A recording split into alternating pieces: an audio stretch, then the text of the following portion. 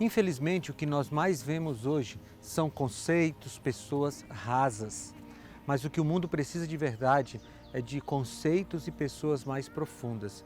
E quando nós falamos do ponto de vista cristão, essa é uma verdade mais forte ainda. O mundo precisa de cristãos mais profundos na sua relação com Deus. E como é que a gente aprofunda esse relacionamento? Como isso acontece? Quais são as ações que nós temos que fazer? Tudo isso você vai aprender no nosso programa de hoje. Então não sai daí, porque está apenas começando o Fé para Hoje.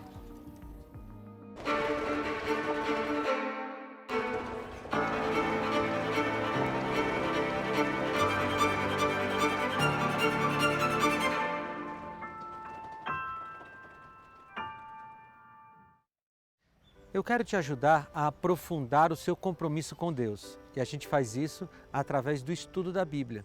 Eu vou te ajudar enviando para você de graça o DVD O Sentido da Fé.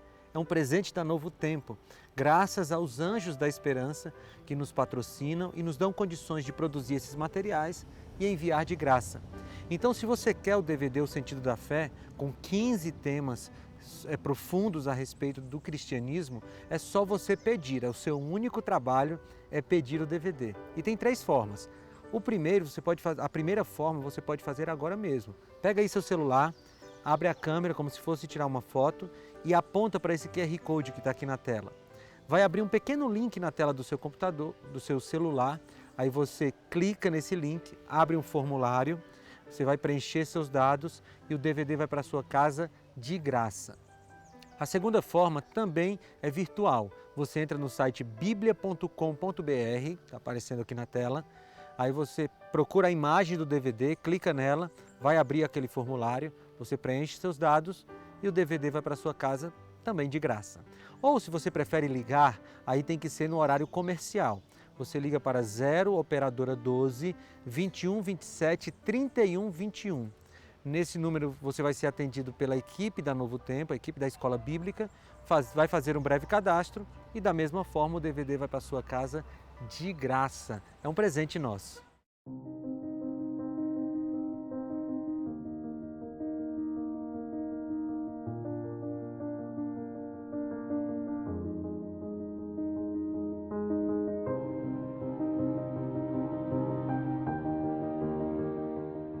Vamos ler um texto de Provérbios que nos ajuda a entender o início dessa conversa sobre profundidade cristã. Está em Provérbios capítulo 8, versículos 4 e 5. A vocês, homens, eu clamo, a todos levanto a minha voz. Vocês, inexperientes, adquiram a prudência e vocês, tolos, tenham bom senso. 2 coisas que eu quero destacar aqui desse trecho. Primeiro, que a sabedoria, ela clama a todos. Todos nós precisamos da sabedoria divina, todos nós. Não importa se você tem 70 anos de idade ou 7 anos de idade, todos precisamos. Mas a segunda coisa que esse texto destaca é que algumas pessoas são inexperientes e precisam adquirir experiência. O que isso nos ensina sobre maturidade cristã? Primeira coisa é que ninguém nasce cristão, isso mesmo. Seu filho, embora você seja cristão, seu filho não nasceu cristão. Ele se tornou cristão depois que ele entendeu o cristianismo. Você ensinou e deve ensinar, mas ninguém nasce cristão. Não existe herança genética cristã, você entende? Todos nós precisamos aprender. Nós aprendemos na família, na igreja, na escola e nesse processo a gente vai crescendo na religiosidade com Cristo. A salvação é algo muito individual e se não decidirmos por ela, não a alcançaremos. A espiritualidade dos seus pais ou do seu cônjuge não serve para você. No dia da volta de Jesus, ninguém poderá agarrar-se na perna de alguém para pegar uma carona para o céu. Cada um terá que decidir por si mesmo. Se eu pedisse para você falar agora o motivo pelo qual você é cristão, você conseguiria me explicar? Por que você guarda o sábado? Por que você não come carne de porco? Por que você vai à igreja? A resposta a essas perguntas não são tão óbvias quanto parece. Alguns cristãos simplesmente não sabem respondê-las. Vivem no automático da fé. Jesus precisa ser a grande resposta a todas essas perguntas. Ele deve ser o motivo da sua fé. É o nosso Salvador que dará sentido à vida e sabedoria aos inexperientes. Se a sua religião não tem Jesus como centro, não adianta guardar mandamentos, seguir um regime alimentar estrito ou outro esforço pessoal qualquer. Tudo precisa nascer em Cristo e apontar para Ele. O poder de escolha é algo que nasce com você. Use-o para decidir-se por Cristo agora e sempre. Meus irmãos, não sejam muitos de vocês mestres, pois vocês sabem que nós, os que ensinamos, seremos julgados com maior rigor. Todos tropeçamos de muitas maneiras. Se alguém não tropeça no falar, tal homem é perfeito, sendo também capaz de dominar todo o seu corpo. Quando colocamos freios na boca dos cavalos para que nos obedeçam, podemos controlar o animal todo. Tomem também como exemplo os navios. Embora sejam tão grandes e impelidos por fortes ventos, são dirigidos por um leme muito pequeno, conforme a vontade do piloto. Semelhantemente, a língua é um pequeno órgão do corpo, mas se vangloria de grandes coisas. Vejam como um grande bosque é incendiado por uma simples fagulha. Assim também a língua é um fogo, é um mundo de iniquidade. Colocada entre os membros do nosso corpo, contamina a pessoa por inteiro, incendeia todo o curso de sua vida, sendo ela mesma incendiada pelo inferno. Tiago 3, 1-6. Continua com o texto de Provérbios capítulo 8 aberto aí na tua Bíblia, tá? Aí na sua casa, pega a Bíblia agora, se você não pegou ainda, abre em Provérbios capítulo 8, porque aqui tem muitas dicas de aprofundamento da caminhada cristã. Eu quero ler agora os versículos 7 e 8. Diz assim: Minha boca fala a verdade, pois a maldade causa repulsa aos meus lábios. Todas as minhas palavras são justas, nenhuma delas é distorcida ou perversa. No processo de aprofundamento da caminhada cristã, nós precisamos ter cuidado com o que nós falamos. E você sabe, né?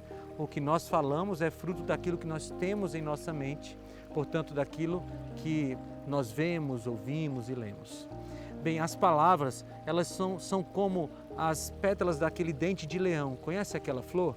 Quando começa a se espalhar aquelas pequenas pétalas, nunca mais dá para juntá-las. As palavras são assim.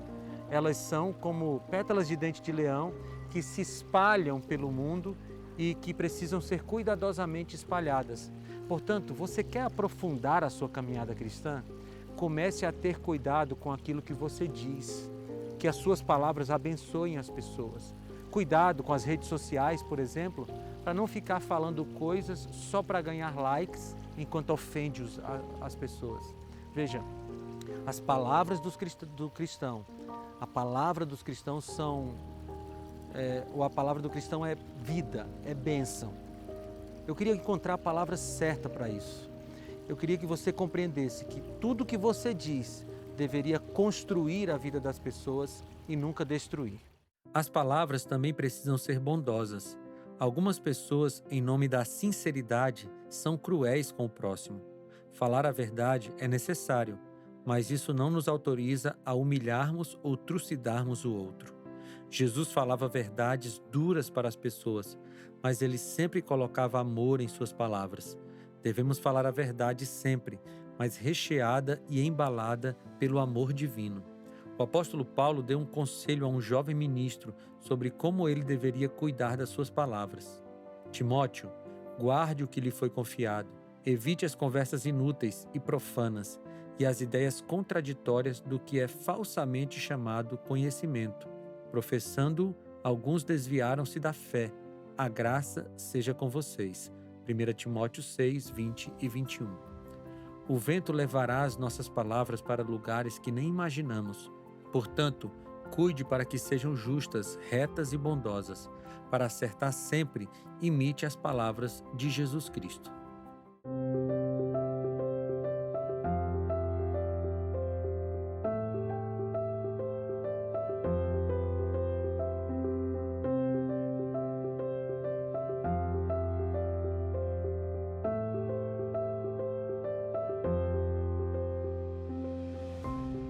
Volta comigo para Provérbios capítulo 8, agora o versículo 10. Prefiram a minha instrução à prata, diz a sabedoria, tá? E o conhecimento ao ouro puro. Eu acho muito interessante essa comparação que Deus faz aqui através dessa poesia de Provérbios, quando ele compara o conhecimento e o ouro. Ele diz que nós deveríamos preferir o conhecimento ao ouro, ou seja, dar mais valor àquilo que é espiritual do que ao que é material. Há uma história muito triste que aconteceu aqui, no estado do Rio de Janeiro, de onde eu estou gravando esse programa.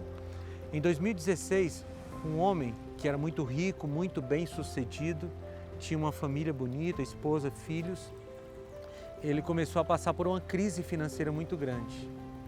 E ele não sabia mais o que fazer, o seu padrão de vida ia baixar, e ele tomou uma decisão drástica, desastrosa. Ele resolveu matar a sua família e depois cometer suicídio. E ele deixou escrito que não suportaria a falha que ele cometeu financeira e que não suportaria baixar o nível da vida dele, o nível financeiro, logicamente. Veja, isso é muito triste, porque quando a pessoa ama demais o dinheiro e ela perde esse dinheiro, perdeu o sentido da vida. Mas quando nós temos o que Provérbios 8:10 nos fala, que é o amor ao conhecimento de Deus, então não importa se nós temos muito ou pouco dinheiro, nós sempre teremos equilíbrio emocional, sabe? Profundidade cristã tem a ver com valorizar a coisa certa, valorizar mais o que é de Deus do que o que é humano, o que é espiritual e não o que é material. Não existe pecado em ser rico. O problema é quando possuir bens se torna o grande objetivo da vida. Pessoas que agem assim se tornam servas do dinheiro, quando o ideal é que fosse o contrário. Não devemos nos prostrar diante da ganância, pois estaríamos negando o serviço de Cristo. Jesus nos alertou: ninguém pode servir a 2 senhores, pois odiará um e amará o outro, ou se dedicará a um e desprezará o outro. Vocês não podem servir a Deus e ao dinheiro. Mateus 6:24. A relação é muito clara. Quem é servo do dinheiro automaticamente se exclui do reino de Deus. Isso independe da quantidade de recursos que se tem. Existem pobres servos do dinheiro e ricos que são servos de Deus. O importante é que você saiba que o principal objetivo da sua vida deve ser crescer em sabedoria e que precisa decidir amar exclusivamente a Deus. Com a sabedoria dele, não importará se você tem muito ou pouco dinheiro, será feliz em qualquer situação.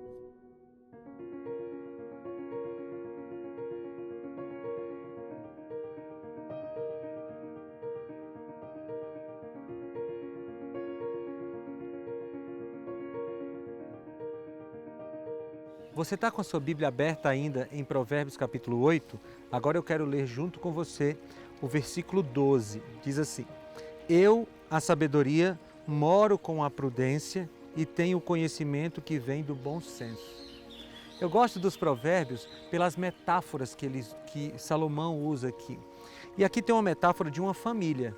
E olha quem compõe essa família: a sabedoria, a prudência, o conhecimento e o bom senso. Que família interessante, né? Certamente nessa família há profundidade espiritual, nessa família há muita felicidade. Lógico que essa é uma família fictícia, mas essa metáfora que nós estamos usando aqui ou lendo em Provérbios pode ser parte da sua família. Aí na sua família mora a sabedoria, a prudência, o conhecimento e o bom senso. Esses são fatores de aprofundamento. Quando fala de família, às vezes me vem uma imagem. É a imagem de Saul e Davi. Saul tinha sido rejeitado por Deus, mas não tinha ainda perdido o seu reinado. E Davi já morava dentro do palácio e tinha um certo mal-estar naquela família.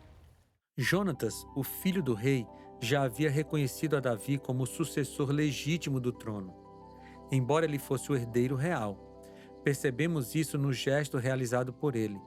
Jonatas tirou o manto que estava vestindo e deu-o a Davi, junto com a sua túnica e até sua espada, seu arco e seu cinturão. 1 Samuel 18:4. Nos tempos bíblicos, O ato de dar a capa a alguém significava um reconhecimento de passagem de poder. Jonatas estava dizendo para Davi que abdicava do seu direito hereditário em nome da vontade de Deus. Diante de todo esse quadro, Davi poderia se adiantar e tomar o trono de Saul. Ele tinha o apoio do príncipe e tinha o apoio de grande parte da população, pois quando eles voltavam das campanhas militares, a Bíblia diz que as mulheres cantavam: Saul matou milhares e Davi dezenas de milhares. 1 Samuel 18:7. Davi, no entanto, foi sábio e prudente. Ele sabia que ainda não era a sua hora. Por isso, tudo que Saul lhe ordenava, Davi fazia com tanta habilidade que Saul lhe deu um posto elevado no exército. Isto agradou a todo o povo, bem como aos conselheiros de Saul. 1 Samuel 18:5. Para você ser prudente, assim como Davi, ingresse na família da sabedoria divina e seja companheiro dos seus membros. Deus garante a você esse direito real. Continuamos em Provérbios capítulo 8, mas agora é o versículo 13, que diz: Temer o Senhor é odiar o mal, odeie o orgulho e a arrogância, o mau comportamento e o falar perverso. Eu quero pegar só essa primeira palavra, essa primeira expressão aqui, temer ao Senhor. O que significa temer a Deus? Esse é um fator de aprofundamento da caminhada cristã. E eu quero ir com você aqui para um texto de Gênesis capítulo 22, versículo 5, que diz assim, Gênesis 22, 5. Disse ele a seus servos: Fiquem aqui com o jumento, enquanto eu e o rapaz vamos até lá. Depois de adorar, voltaremos. Abraão era uma pessoa que temia a Deus. E aqui ele está indo fazer um ato de adoração. E você sabe qual era? Era oferecer o próprio filho para Deus, como Deus havia pedido. Bem, o que é temer a Deus? Temer a Deus é adorá-lo. E adorá-lo é fazer o que Abraão fez. Logicamente, eu não estou falando de oferecer seu filho num altar, mas eu estou falando de ser tão submisso a Deus que não importa o que Ele te peça, você faz porque você teme a Deus. Deixa eu te falar uma coisa muito séria, preste atenção. Se você não está disposto a fazer tudo o que Deus pede, você não pode dizer que o adora e que o teme. E sem temor a Deus e sem adoração, não existe caminhada profunda. Portanto, é o momento de você avaliar a sua vida cristã e, quem sabe, fazer compromissos mais profundos com Deus. Em Deuteronômio 11:13, lemos o seguinte: Amar ao Senhor teu Deus e o servir de todo o seu coração e de toda a tua alma. Precisamos amar a Deus sem restrições, com tudo que temos e somos. Às vezes, isso não é fácil, porque envolve abrir mão das coisas que gostamos em prol das coisas que Deus gosta. O serviço é a terceira característica de um cristão que teme a Deus. Infelizmente, é comum vermos membros da igreja que a única atividade religiosa que exercem é sair de casa e ir até a igreja e assistir ao culto. Não são ativos na causa de Deus. É certo que nem todos estarão nos púlpitos pregando. Contudo, Deus deu diversos dons à sua igreja e cada membro deve trabalhar de acordo com os dons recebidos. Ninguém ficou sem receber pelo menos um dom. Temer a Deus nos fará aprofundar a nossa intimidade com Ele e assim estaremos com a nossa salvação garantida. Não tenha medo da perdição, apenas tema a Deus.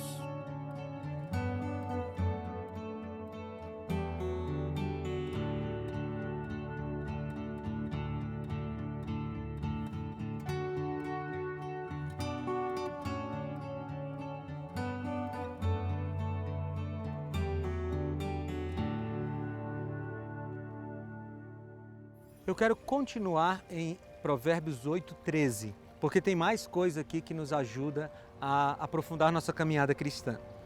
Aqui ele fala, além do temor do Senhor, nós lemos juntos, ele diz que a gente deve odiar o mal e odiar o orgulho e a arrogância. Veja, você já deve ter ouvido falar de pessoas sádicas. O que é um sádico? É alguém que tem prazer no sofrimento do outro. E isso não está relacionado apenas às questões sexuais, mas a questões gerais da vida. Toda vez que você tem algum tipo de prazer vendo o outro sofrer, seja até o seu inimigo, você pode ser considerado uma pessoa sádica. Mas a Bíblia está dizendo que pessoas profundas, pessoas que têm um cristianismo profundo, elas odeiam o mal, odeiam a arrogância. E aqui é um ponto para você avaliar a sua vida e, logicamente, eu também. Nós temos amado tudo que Deus ama e odiado tudo que Deus odeia? É uma realidade na nossa vida o amor aos princípios de Deus e o ódio ao pecado? Sem esses fatores, não existe profundidade espiritual, não existe profundidade cristã. Então, mais uma vez, nesse ponto da nossa conversa, você precisa parar e pensar um pouquinho sobre a sua vida. As coisas que você ama são as coisas que Deus ama? As coisas que você odeia são as coisas que Deus odeia? Se for, parabéns, você está na caminhada cristã de aprofundamento. O livro dos Salmos novamente nos aconselha: odeiem o mal, vocês que amam o Senhor, pois Ele protege a vida dos seus fiéis e os livra das mãos dos ímpios. Salmo 97:10. Ainda no Antigo Testamento, o profeta Amós escreveu: odeiem o mal, amem o bem, estabeleçam a justiça nos tribunais. Talvez o Senhor, o Deus dos exércitos, tenha misericórdia do remanescente de José. Amós 5,15. O apóstolo Paulo fez eco a essa verdade bíblica em sua carta aos Romanos, quando escreve: o amor deve ser sincero, odeiem o que é mal, apeguem-se ao que é bom. Romanos 12:9. Deus espera que nós valorizemos o bem. Isso implica em evitar compartilhar o mal nas redes sociais, em cuidar com as nossas palavras e gestos, em não assistir a filmes violentos e a viver o bem em cada uma das nossas ações. O conselho paulino é muito apropriado. Não se deixem vencer pelo mal, mas vençam o mal com o bem. Romanos 12:21. Portanto, ame o bem. Deus estabeleceu reinos e governos nesse planeta, mas espera que cada um que assume um posto de liderança em qualquer instância glorifique o nome dele ao exercer suas funções. Isso serve para o governante de uma nação e para um pai de família. Eu quero tocar num ponto agora da nossa vida cristã, que é um ponto, eu sei, delicado. E eu não vou ter tempo aqui de falar sobre todos os aspectos, mas é um ponto que Salomão toca aqui nesse texto de Provérbios 8 e que eu considero fundamental para uma caminhada cristã profunda. Eu vou ler o texto para você, capítulo 8, versículos 15 e 16. Por meu intermédio os reis governam, e as autoridades exercem a justiça. Também por meu intermédio governam os nobres, todos os juízes da terra. É lógico que Salomão está usando aqui a sabedoria como uma metáfora, né? Como se ela fosse aquela que coloca e tira reis do trono. Mas o que Salomão está dizendo, ou tentando nos ensinar, é que os reis que governam bem, governam através da sabedoria. Bem, o que isso tem a ver com a nossa caminhada? Às vezes a gente tem uma relação não cristã com os governantes. E a gente precisa saber que existe um jeito cristão de lidar com os nossos líderes políticos, os líderes eclesiásticos. Tem um texto bíblico aqui em Daniel. Eu vou procurar para você, Daniel capítulo 2, nos versículos 20 e 21. Olha o que Daniel diz. Louvado seja o nome de Deus para todo sempre. A sabedoria e o poder a Ele pertencem. Ele muda as épocas e as estações, destrona reis e os estabelece, dá sabedoria aos sábios e conhecimento aos que sabem discernir. Ou seja, no final das contas, Deus não perdeu o controle desse planeta. E os governantes estão lá porque Deus permitiu. É lógico que Deus não concorda, não pode concordar com tudo que os humanos fazem, porque os humanos tomam suas próprias escolhas. Mas se você for olhar Romanos capítulo 13, você vai perceber que nós devemos respeitar os nossos governantes e a Bíblia diz inclusive orar por eles. Esse é o jeito cristão de lidar com as autoridades. Nós não nos envolvemos em brigas políticas, mas nós oramos por aqueles que nos governam para que eles possam fazê-lo da melhor maneira possível. Como eu te falei, não consigo falar sobre todos os aspectos desse assunto aqui, mas é um aspecto a se pensar porque faz parte da caminhada profunda do cristianismo. Eu